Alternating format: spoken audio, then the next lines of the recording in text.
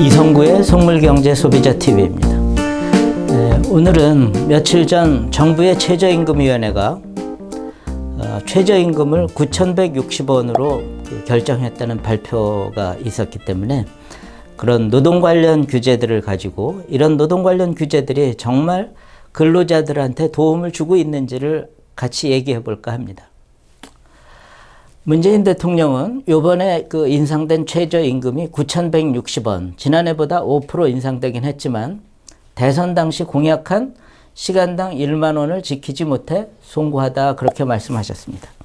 그런데 못 지켜서 송구하다기보다는 사실 못 지킨 게 잘한 일이고 오히려 시간당 1만 원이라는 무모한 공약으로 국민 경제와 노동자한테 준 피해에 대해서 먼저 사과했어야 옳지 않을까 하는 생각도 합니다.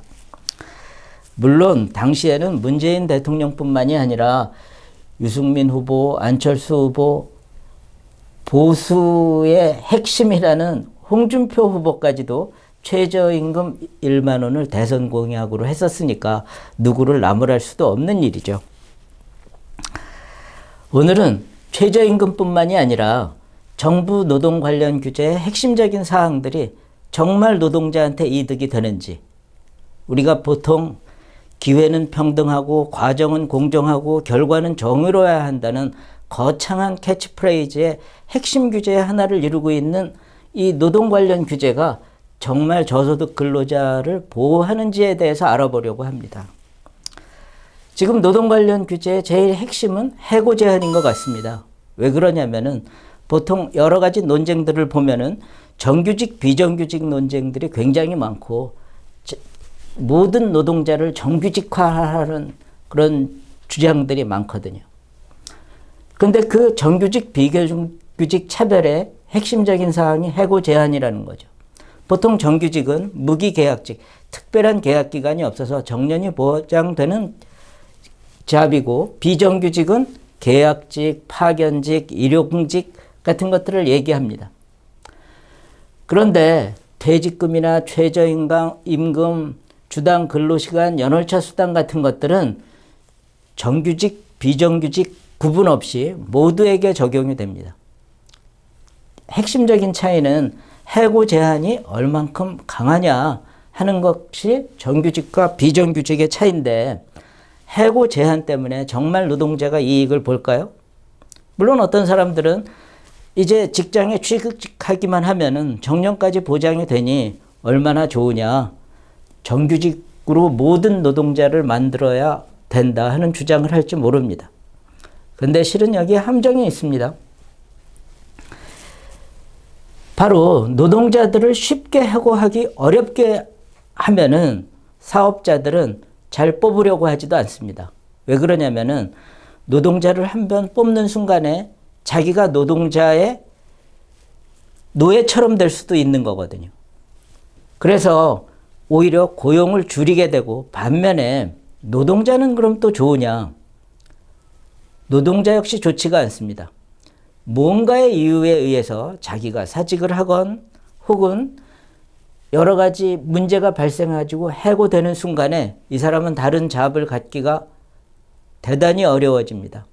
왜 그러냐면은 해고를 쉽게 하지 않는 만큼 일자리도 잘 나오지 않거든요. 그러다 보니까 취직도 어려워집니다. 사실 해고가 쉬우면은 오히려 상사의 갑질도 어려워지게 된다는 거가 역설적인 진실입니다. 저는 가끔 신문 보도에서 이 사장이나 직장 상사가 인격 모독까지 하면서 이 직원들을 괴롭히는 사례들을 가끔 보는데 그 이유는 뭐냐면은 너 잘리면 갈 데 없어 하는 거가 아주 큰 무기거든요. 여러분 군대를 보십시오. 그렇게 여러 가지 직장 내 내지는 그 집단 내 괴롭힘이 발생하는 원인은 군대를 잘린다고 그래가지고 이 사람이 다른 직업을 그 기간 중에 선택할 수도 없고 영창이나 가는 거 외에는 방법이 없기 때문에 그렇거든요. 심한 말로 해가지고 양아치 같은 상사나 사장의 노예로 전락하는 원인이 바로 오히려 해고 제한이라는 노동자 보호를 위한 규제 때문이라는 거죠. 제가 보기에는 차라리 노동자를 쉽게 해고할 수 있게 하되 해고된 경우에는 일정 기간 동안 충분히 보장받을 수 있게 하고 그 비용을 그렇게 함부로 자른 회사나 사장의 부담으로 한다면은 어떻게 됩니까? 노동자들이 오히려 훨씬 더 편하고 많은 권리를 갖게 될 거다.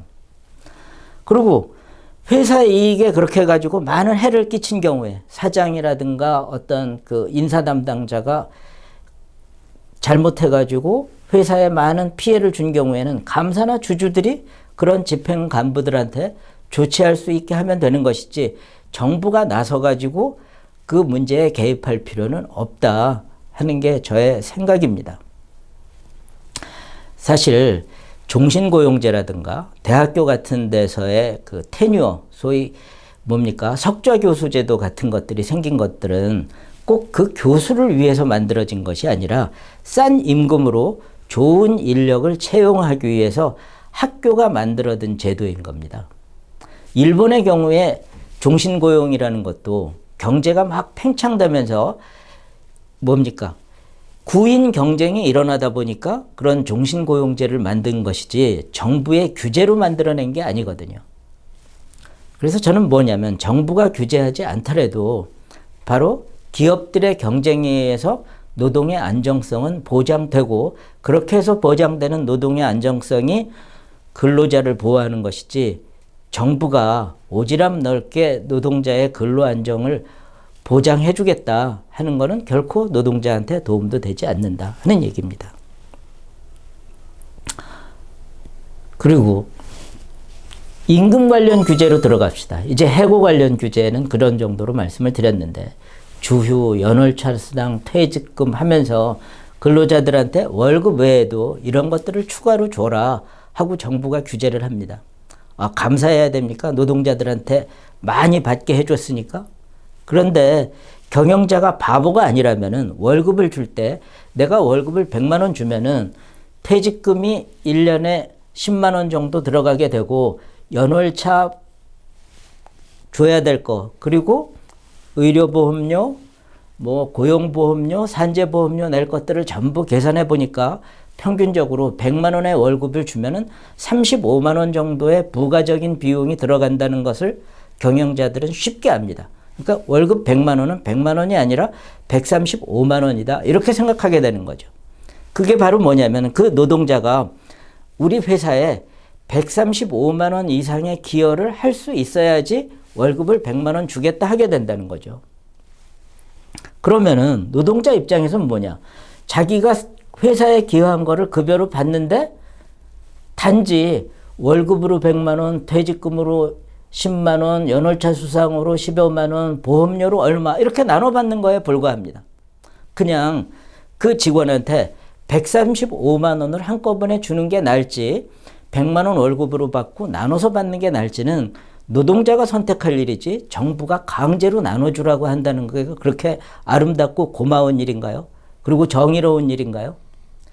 결국 이런 규제가 어떤 효과를 갖는 거는 간혹 실수로 조금 미련한 그 기업가가 있어가지고 월급 100만 원만 주면 다 되는 줄 알고 채용했더니 나중에 그런 부가적인 비용이 있더라 해가지고 뒤통수 맞게 되거나 혹은 그런 거를 모르겠지 하고 들어가서 이용한 일부 뭐 블랙 노동자라고 할까요? 하는 사람한테 이익을 줄 뿐이지 전체적인 근로자한테는 전혀 이익이 아닙니다. 그저 자기가 받아야 될 급여를 강제로 월급 따로 월차, 연차, 퇴직금으로 나눠야 받아야 된다는 것뿐이죠. 특히 퇴직금 같으면 어떻게 되는 겁니까?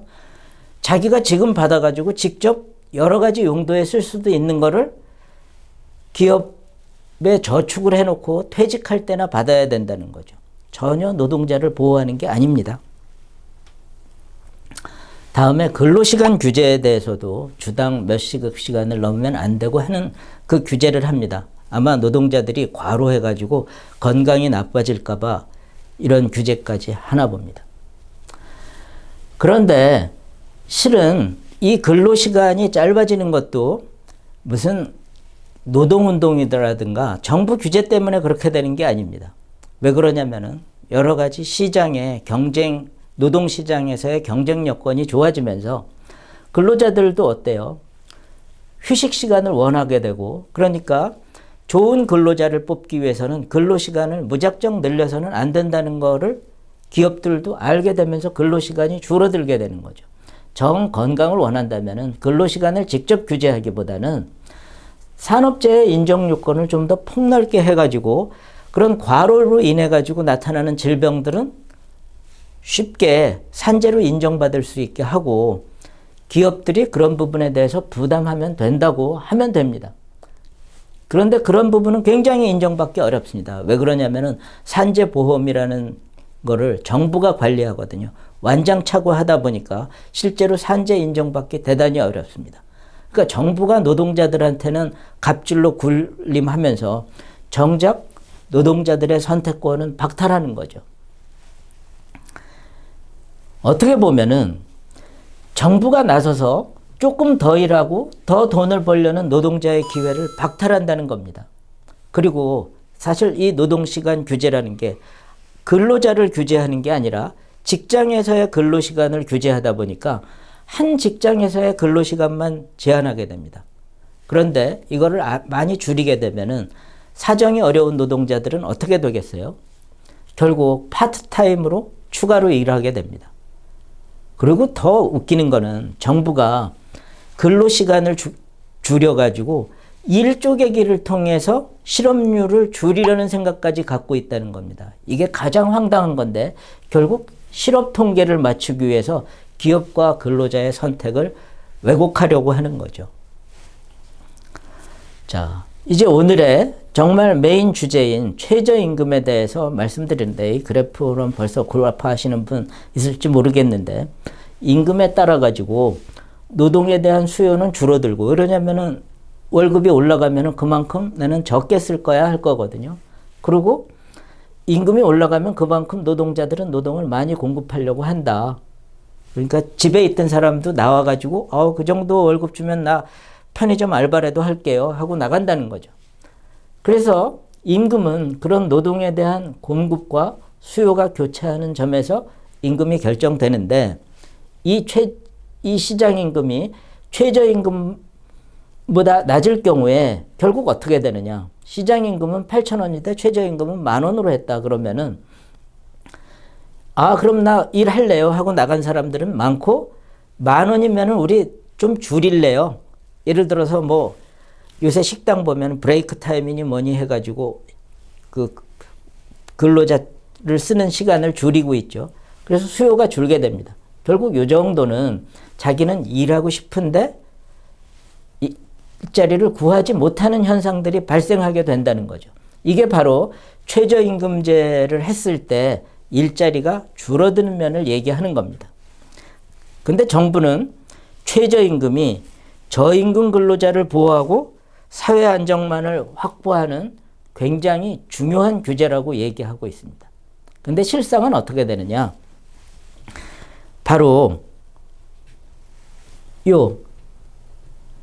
시장임금보다 최저임금이 올라가면서도 잘리지 않는 일부 근로자들이 있습니다. 여기에서는 이게 올라가면 자발적으로 이만큼을 해고할 수도 있을 것처럼 얘기를 했는데 실은 그게 안 되는 공공부문 근로자라든가 이런 비탄력적인 수급 상태가 비탄력적인 이 노동자가 있는데 바로 그 부분들이 약간의 이익을 보겠지만 전체적으로는 해고되는 근로자도 있기 때문에 실제적으로 누가 이익을 볼지 알 수가 없습니다. 예를 들어서 편의점 알바를 쓰던 시간을 줄이고 직접 주인이 일을 한다든가 경비원이 하던 일을 경비업체에 맡길 수도 있습니다. 그렇게 되면 실제 노동자는 이익 보는 게 없는 거죠.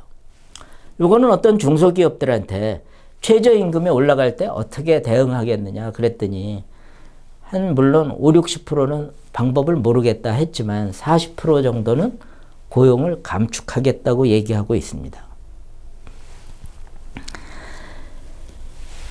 그러니까 해고를 제한해가지고 정부가 이렇게 얘기할 겁니다. 그럼 해고를 제한해가지고 최저임금을 올리더라도 직원들을 자를 수 없게 할 거라고 얘기를 하겠죠. 그렇지만 이미 굉장히 많은 수가 비정규직으로 있습니다. 그 사람들은 어떻게 할 수도 없을 뿐이고, 정규직의 경우에도 말씀드렸듯이 근로시간 중에 노동 강도를 높이고 또 더 뽑지 않는 방법으로 대응하게 되면 결국 실업은 증가하게 됩니다. 그리고 제일 황당한 거는 이런 여러 가지 규제들이 중소 영세기업을 보호한다는 정부가 하고 있는 건데, 이 최저임금제의 부담은 주로 중소 영세기업에 돌아갑니다. 왜냐하면은 정규직이나 대기업 근로자의 경우는 이미 최저임금 수준 이상을 받고 있어가지고 최저임금 규제를 하더라도 거의 효과가 없는 거죠.